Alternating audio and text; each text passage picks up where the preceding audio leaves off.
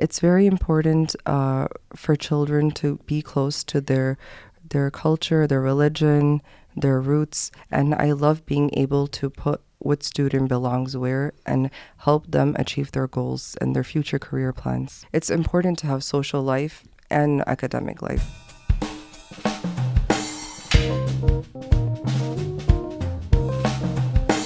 Assalamu alaikum and welcome back to the MTI Podcast with me, Tasneem. Many of you might be wondering why Islamic schools are the right choice for your child.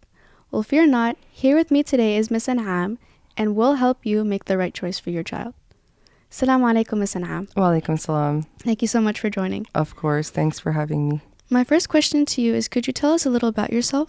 Sure. My name is Anam Chaudhry, and my family moved to the U.S., particularly in Chicago, small town Bridgeview, when I was 6 months old.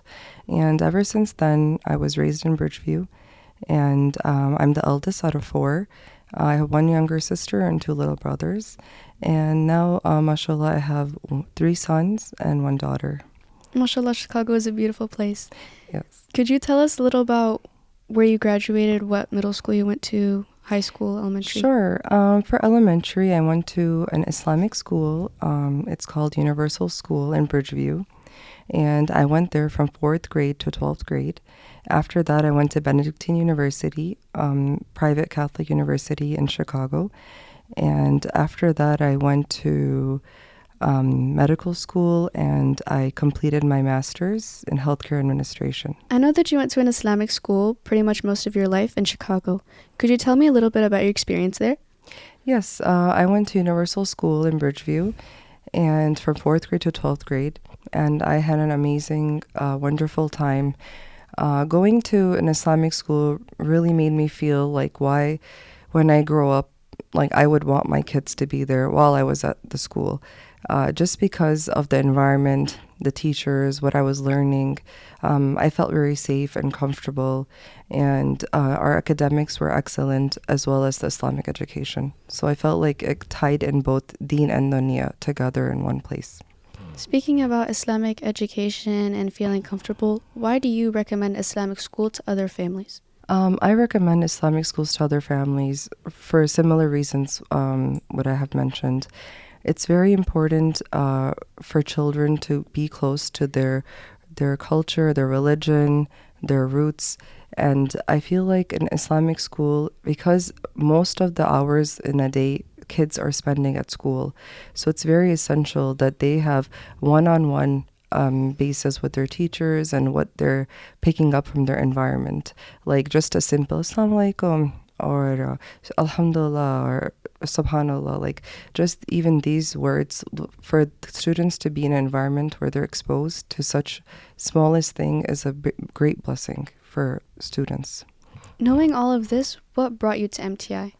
For MTI, I feel like I have a very special connection because I can relate to it easily since I also went to an Islamic school, and I really wanted to be here to connect with the students because I have been a student once in Islamic school, so I wanted, and now being a teacher or counselor at MTI, like it's giving me an advantage of seeing both sides where I already experienced the student aspect, and now I can see from the counselor aspect, and it helps me connect with the students because I was a student once, so I know how the students are thinking or what they might be struggling with, and any problems they might be going through. I feel like I have an advantage of understanding them better because I was also in their situation one time.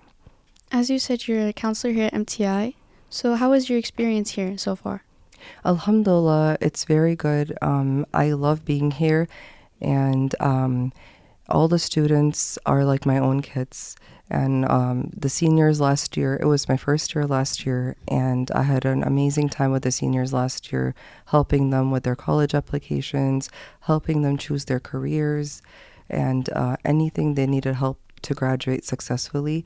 Again, this year, this is my second year, and working with the seniors this year has been amazing as well. And it's really nice to get to know all your students one-on-one because each student has different talents, different capabilities, and I love being able to put what student belongs where and help them achieve their goals and their future career plans.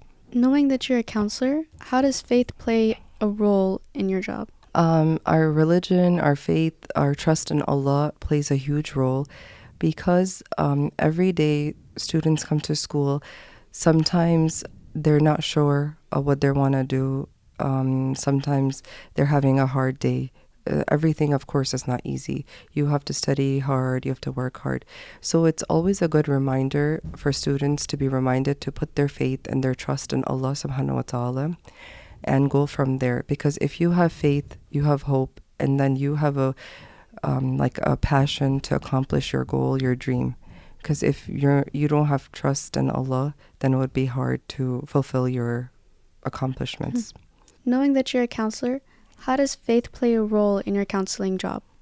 Faith, our religion plays a huge role in counseling and in school environment because we have to put our trust in Allah. And I'm able to teach this to students. Every day when they come to school, each student has a different circumstance, different situation, environment they are coming from. And some students might have it harder than others. So just reminding them of Allah subhanahu wa ta'ala, prayer, salah, and not to give up because in Islam, like we have to be hopeful and always Allah is there, no matter what. And if something good happens for us, it's from Allah. And if something bad happens, it's from Allah. There's a good reason behind it. So, for example, a student might want to go to a certain university. Unfortunately, they don't get the admission.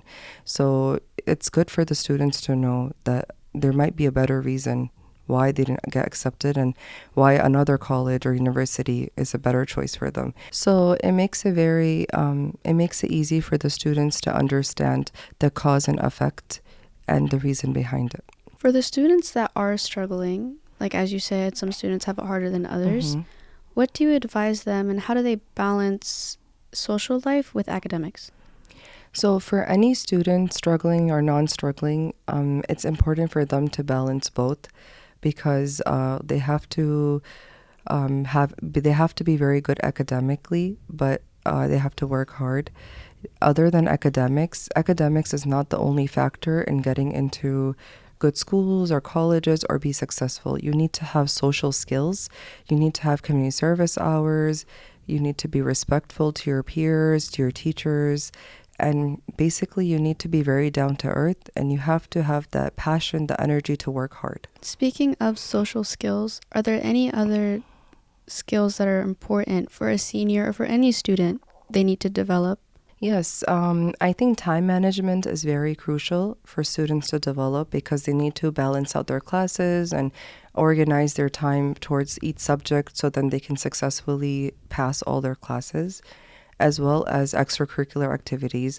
For students, it's not always good for them just to study all the time. I believe that they need to take a nice break, do something, an activity with their family, friends, something positive with their little siblings, other than just school and studying. So it's important to have social life and academic life.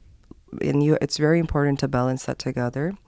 Also, students need to learn how to cope with stress because students go through anxiety, stress. So there are some students that might be doing really good in school and all of a sudden they get a bad grade. So for that student, that's very stressful, very hard to accept the failure that they went through.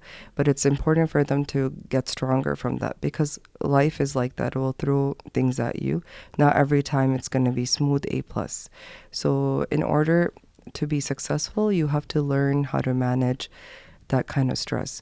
Other students, they might be stressful because they have to wake up early or they have a long commute. And I think it's important to manage all that stress so that when you come to school, you have a clear mind and you're ready to work hard. Seniors do have it more difficult than other high school students, in my opinion. But how do you think parents can help the students, whether it's with stress or with education? Sometimes I know the parents, they always want their child to do best. And sometimes some students are stronger in different things. Like some students might be stronger in academics, some students might be stronger socially.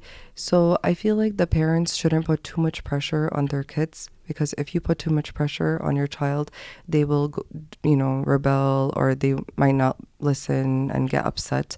So you need to, as a parent, you should learn the weaknesses and strengths of your child.